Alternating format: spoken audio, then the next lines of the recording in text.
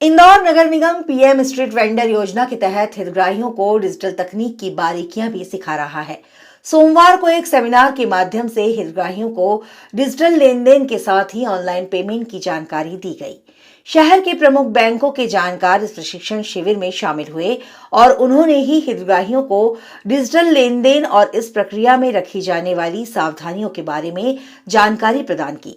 नगर निगम के अपर आयुक्त श्रृंगार श्रीवास्तव के मुताबिक प्रशिक्षण शिविर के माध्यम से हितग्राहियों को यह भी बताया गया है कि वह किस तरीके से ऑनलाइन ईएमआई का भुगतान भी कर सकते हैं।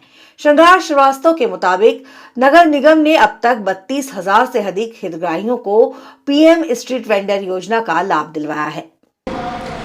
ये जो पथ विक्रेता आत्मनिर्भर स्वनिधि योजना माननीय प्रधानमंत्री जी द्वारा चलाई गई योजना है, जिसमें कोविड काल में जो पथ विक्रेताओं का रोजगार बाधित हुआ है उनको फिर से रोजगार में पुनः स्थापना के लिए 10-10 हज़ार की कार्यशील पूंजी इस योजना के तहत दिलाई जाती है। ये जो पथ विक्रेता या जो स्ट्रीट वेंडर योजना हम कहते हैं, इस योजना के तहत जो लोन दिलाया जाता है उसके साथ ही एक ये भी बिंदु रहता है, उसमें योजना का एक अंग कह सकते हैं कि इन सभी पथ विक्रेताओं को जो है वो डिजिटल अभियान से जोड़ा जाए, डिजिटल ट्रांजैक्शन का प्रशिक्षण दिया जाए। तो उसी का ये जो आप देख रहे हैं, मैं भी डिजिटल अभियान इसको कहा गया है।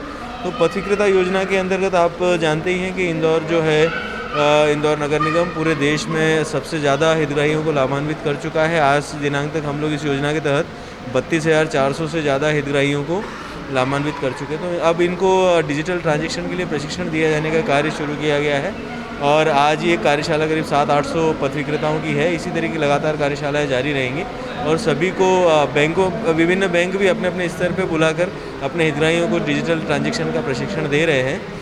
और डिजिटल ट्रांजैक्शन का सबसे बड़ा लाभ ये है कि एक तो पथ विक्रेताओं का छोटे रोजगार का जो संकट होता है, छुट्टे नहीं मिलना या इस तरीके का, उससे बच जाते हैं, तो उनका व्यवसाय में भी अभिवृद्धि होती है। इसके अलावा इन लोगों को ईएमआई भी उसी डिजिटल जो यूपीआई है उसके माध्यम से कराए जाने के लिए प्रोत्साहित किया जाना है।